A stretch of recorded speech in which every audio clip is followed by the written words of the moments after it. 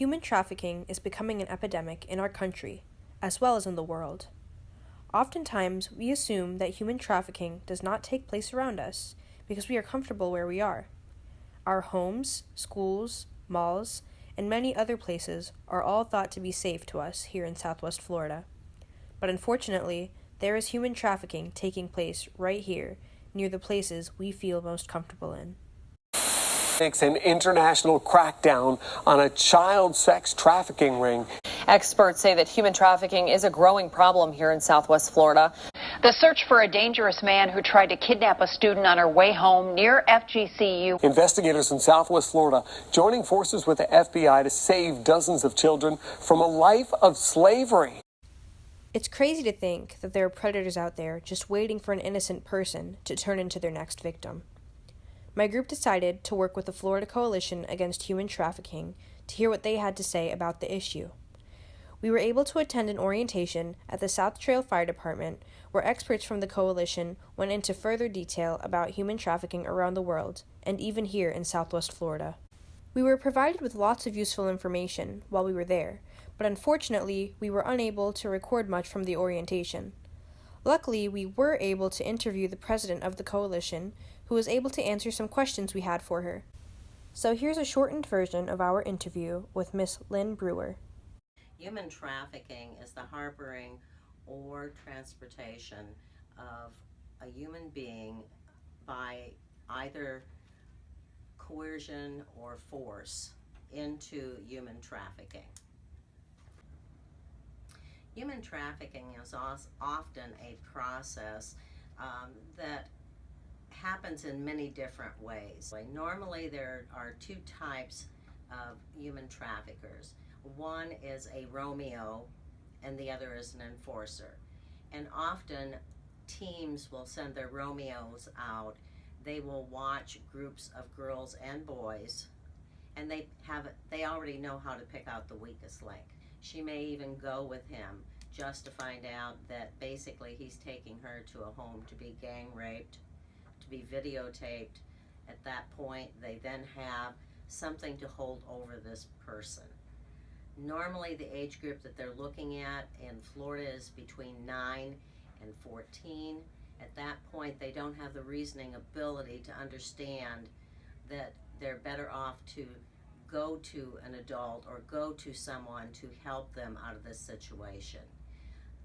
The trafficker then uses the video as a means to blackmail them into doing what they want them to do. There have been cases of trafficked human beings that actually still went to school, worked nights, went back home, got up and went back to school. There are cases where trafficked girls and boys are trafficked by their own relatives, their mother, their father, their step-parent, their grandparents, aunts, uncles, brothers and sisters. So what people need to understand is that the traffickers are a very, very well-organized cartel situation. And according to even the law enforcement within our country and other countries, it is even worse than what happened with the drug cartels. So most trafficking takes place within our own areas. Once the trafficked human being becomes a little more addicted to drugs, which they automatically put them on for a control issue, they then can move them around. And if a human trafficker has 3 human beings that he traffics, and the average price in our 5 counties is $35 per session, okay, they can make over $1 million a year tax-free. So human trafficking is very quickly starting to become the #1 crime, not only in our country but in the world today, simply because it is extremely profitable. It's all about the money. There are as many female traffickers as male traffickers. They move up in the ranks. Predators are not easy to spot. They look like everyone else. You could be sitting next to one at the restaurant and never ever have any clue. They are from all areas, races, religions, age groups, genders. There is no bounds to human trafficking or to human traffickers. Often I'm asked if we are doing enough to prevent human trafficking, and in my mind, no, we're not. We need more education. Our children need to be educated on learning what to stay away from, what to be leery of. I think that people often feel that this is a very paradise area that we live in, and this does not happen. But please understand that Florida is number 3 in the United States for human trafficking, and Southwest Florida is number 1 within Florida. So, do I honestly feel that enough is being done?